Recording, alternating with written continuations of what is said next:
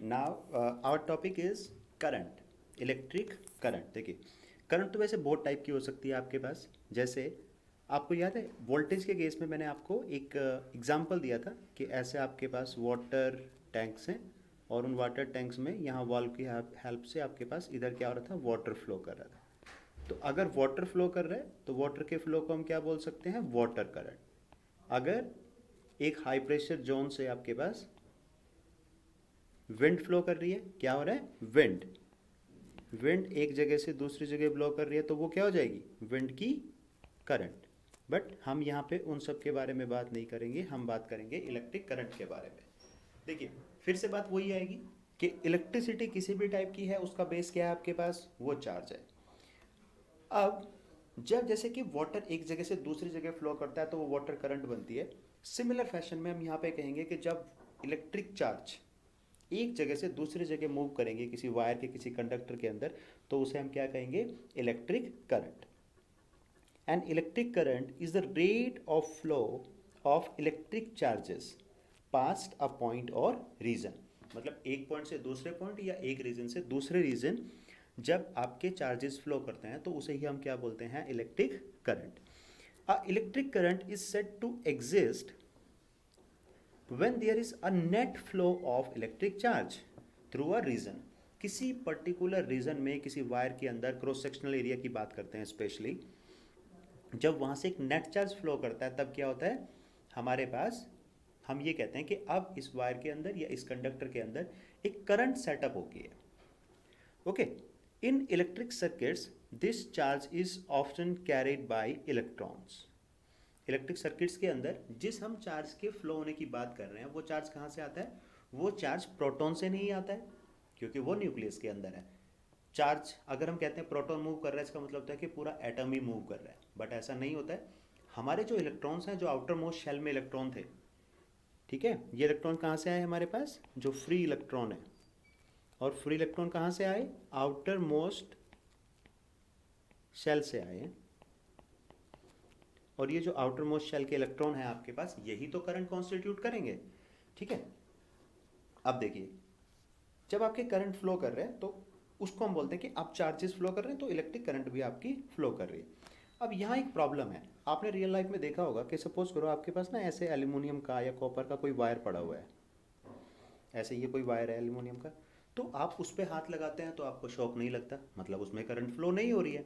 But अगर उसी wire को आप किसी बैटरी के साथ कनेक्ट कर दें तो क्या होगा, अगर वो वायर इंसुलेटेड नहीं है और फिर आप उसको हाथ लगाने की कोशिश करेंगे तो यू विल बी शॉक्ड, आपको करंट लगेगा बहुत अच्छे वाला। तो ऐसा क्यों होता है, ऐसा इसलिए होता है कि हमने आपको ये बताया था कि जो कंडक्टर्स हैं, कंडक्टर का फीचर क्या है कि भाई उनके अंदर तो रूम टेम्परेचर पे भी फ्री इलेक्ट्रॉन है, रूम टेम्परेचर पे भी क्या है, फ्री इलेक्ट्रॉन है। बट वो क्या कर रहे हैं, रैंडमली घूम रहे हैं, रैंडमली इधर उधर जा रहे हैं आराम से, कोई इधर टकरा रहा है कोई उधर टकरा रहा है, ठीक है। लेकिन क्या होता है जब आपने एक बैटरी लगा दी वहाँ पे, मान लो ये आपके वायर का क्रॉस सेक्शनल एरिया है, उस वायर में आपके पास पॉजिटिव आयन है, क्योंकि आपको पता है भाई कि कंडक्टर के जो एटम्स होते हैं वो इलेक्ट्रॉन को डोनेट करने की टेंडेंसी रखते हैं, तो ये फ्री इलेक्ट्रॉन हो गया आपके पास।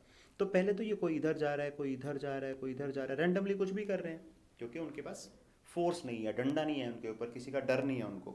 बट जब यहाँ पे हमने बैटरी लगा दी, ये वाली बैटरी लगा दी जैसे यहाँ पे लगी हुई है, तो अब क्या होगा, अब ये बैटरी इनके ऊपर फोर्स लगाएगी कि भाई ऐसा है सीधा लाइन में आ जाओ, तो क्या होगा, ये सारे इलेक्ट्रॉन ऐसे लाइन में फ्लो करेंगे, इधर से जाएंगे ऐसे अच्छे बच्चों की तरह ये लाइन बना के इधर आना शुरू हो जाएंगे। तो इसी चीज़ को हम बोलते हैं कि अब इस वायर के अंदर इलेक्ट्रिक करंट सेटअप हो गई है, और यही काम है इस बैटरी का। इस बैटरी का क्या काम है, देखो पिछले लेक्चर में हमने वोल्टेज की बात की थी, या तो उस वोल्टेज को हम ईएमएफ भी बोलते हैं, क्या बोलते हैं, ईएमएफ, इलेक्ट्रोमोटिव फोर्स। मतलब एक ऐसे वाला फोर्स जो इलेक्ट्रिकल चार्जेस हैं, पार्टिकल्स हैं, जैसे इलेक्ट्रॉन हो गए, तो उनको क्या करते हैं, मोशन प्रोवाइड करते हैं, और मोशन भी ऐसी वैसी नहीं, एक पर्टिकुलर डायरेक्शन में।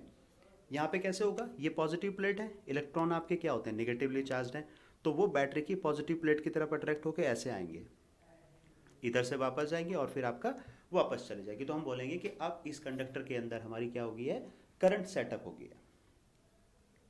अब देखिए करंट की हम जो बात करते हैं कि अगर आपने केमिस्ट्री में पढ़ा होगा 9th में कि प्रोटॉन का जो डिस्कवरी है वो पहले हो गई थी और इलेक्ट्रॉन की डिस्कवरी जो है वो बाद में हुई है। तो पहले साइंटिस्ट लोग ये मानते थे कि भाई शायद इलेक्ट्रिक करंट जो है वो प्रोटॉन की वजह से होती है। बाद में पता लगा कि ऐसा नहीं होता। तो अभी भी हम क्या करते हैं कि जिस डायरेक्शन में हमारे पास, ये देखिए इलेक्ट्रॉन इस डायरेक्शन में फ्लो कर रहे हैं, तो अगर हम ये मानते हैं कि जिस डायरेक्शन में इलेक्ट्रॉन फ्लो कर रहे हैं, कन्वेंशनल फ्लो नोटेशन किसको बोलते हैं हम, जिस डायरेक्शन में इलेक्ट्रॉन फ्लो कर रहे हैं हमारे पास, अगर इलेक्ट्रॉन इधर फ्लो कर रहे हैं और हम करंट की डायरेक्शन को किधर अज्यूम करते हैं, ऐसे वाले डायरेक्शन में इलेक्ट्रॉन इधर जा रहा है, करंट को हम इधर अज्यूम कर रहे हैं, तो इसे हम बोलते हैं कन्वेंशनल फ्लो नोटेशन। क्योंकि भाई पहले प्रोटॉन के फ्लो को मानते थे कि अगर प्रोटॉन इधर फ्लो कर रहा है तो करंट भी इधर ही फ्लो कर रही है। तो ये इसका एक ही मतलब है इन दोनों बातों का। वो अलग बात है कि आज के टाइम में हम जनरली इसी चीज़ को फॉलो करते हैं, लेकिन इलेक्ट्रॉनिक करंट जो होती है वो अपोजिट होती है कि भाई जिधर इलेक्ट्रॉन फ्लो कर रहे हैं उधर ही आपकी करंट भी फ्लो कर रही है।